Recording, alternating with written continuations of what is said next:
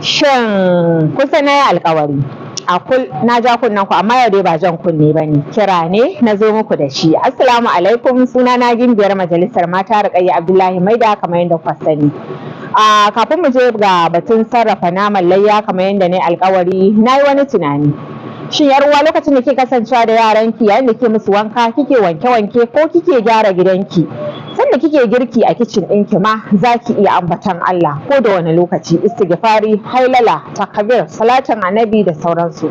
Kasancewar muna cikin watan Zhulhijja, yau muna 3 ga wata, kwanaki 10 nan kwanaki ne masu falala, masu tarin yawa, wanda idan kika yi amfani da wannan damar za ki rabauta da abubuwa masu yawa. Ki kasance mai yi wa mai gidanki addu'a neman halal wanda zai fita ya samo muku. Allah ya ƙara buɗawa mazajenmu, ya riƙo da hannayensu, ya ba su ikon sauke dukkan nauyin da ya rataya a wuyansu. Kar ki manta da addu'o'i a wannan wata. Akwai kyauta, akwai sadaka da ɗan abu ƙalilan da Allah ya hore miki. Sa'annan idan an sabunta tukunya, an ɗan yi girki na ɗan marmari, a taimaka a dinga samma maƙwabta. Na bar ku ƙalau, taku har kullum gimbiyar majalisa Rukayya Maida.